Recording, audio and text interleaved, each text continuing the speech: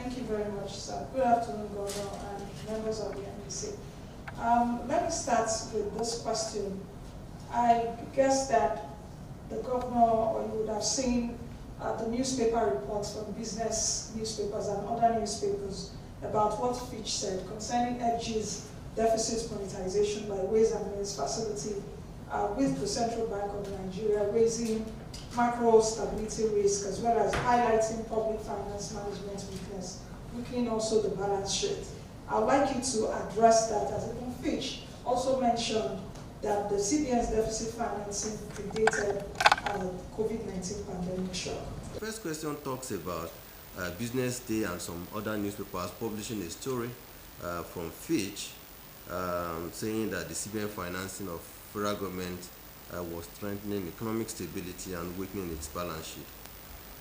But I think it's important for me to present it this way, that it is unfair and I would say very unfortunate that Fitch, which is known to be a first-class company and a first-class rating agency, will hold such views on what we are doing and therefore pass judgment regarding the size of credit that the central bank has granted to the federal government of Nigeria.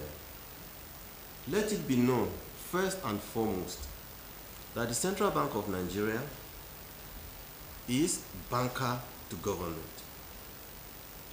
Second, let it be known that the Central Bank of Nigeria is a lender of last resort, not just to government, but also even to our banks when they run into short-term liquidity problems.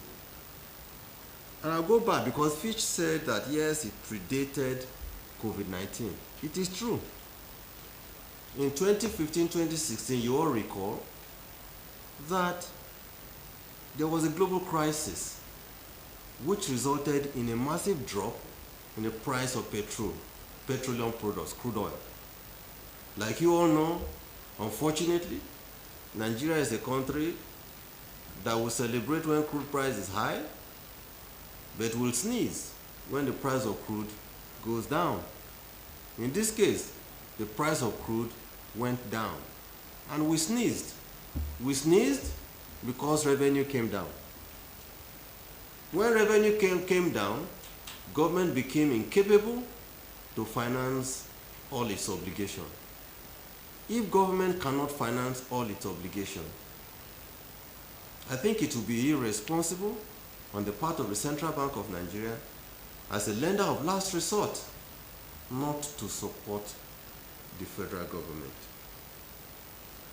Now COVID-19 started. Again, we not only had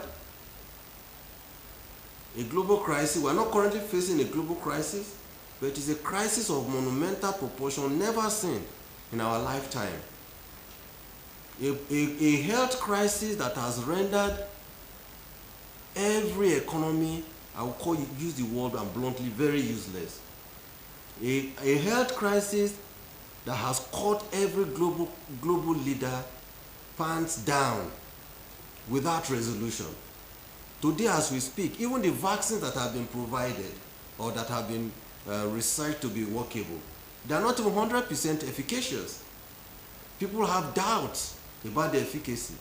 Whether with the second variant or the various variants going through different countries, whether even the vaccines will be efficacious.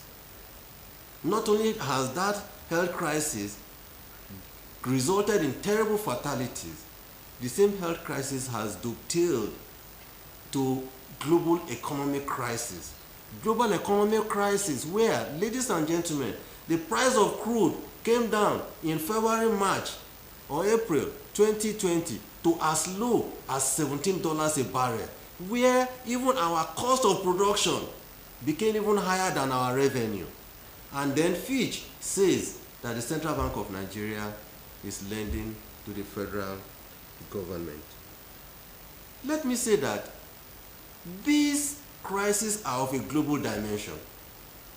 And as a result, Central Bank of Nigeria is not alone in providing support to a government. And I'll give you a few examples. Advanced and emerging market economies have implemented both conventional and unconventional monetary measures aimed at curtailing the spread of the virus and stimulating greater economic recovery. In the US, for instance, over $7 trillion of funds is projected to have been spent in 2020 alone. The total balance sheet of the US Fed, that is CS Central Bank, has increased from $4.1 trillion to $7.4 trillion over the past year as part of its asset purchase program. A few more examples, and I'll relate them to the GDP. In the UK, in fact, there was a time the governor, the chairman of the Bank of England came out and said, oh, the Bank of England will not be giving support to the government. And the following day he reversed himself because he saw the consequences of the statement that he made. Today, UK has granted, the Bank of England and the Treasury has granted support that is equal to about 56% of its GDP to help stimulate the UK economy. And this amounts to about $1.575 trillion. Like I said, in US, 35% of its GDP, amounting to $7.4 trillion, has already been extended. The new administration in the United States, they are already thinking about granting additional $1.9 trillion just to give as stimulus or even just use free money to people who have been impacted by the pandemic. In the Euro area, 15% of the GDP in the Euro area has been granted by various central banks and treasuries to support it, and this amounts to about 2.3 trillion. In India has done 15% of its GDP to support the recovery, and that is to the tune of about $400 billion. South Africa has provided close to 10% of its GDP, which amounts to close to about $26 billion to support recovery. And in Nigeria, just 4.5% of GDP, amounting to about $18 billion, has been done. So when a Fitch institution, as recognized and reputable as they are, comes out and makes such sweeping remarks, passing judgment, and is supported by some newspapers, unfortunately, I just say all I can say is that this is very unfair because those statements are totally misplaced. Some of these support measures have included outright purchase of government debt by central banks in order to improve the ability of fiscal authorities to fund recovery efforts.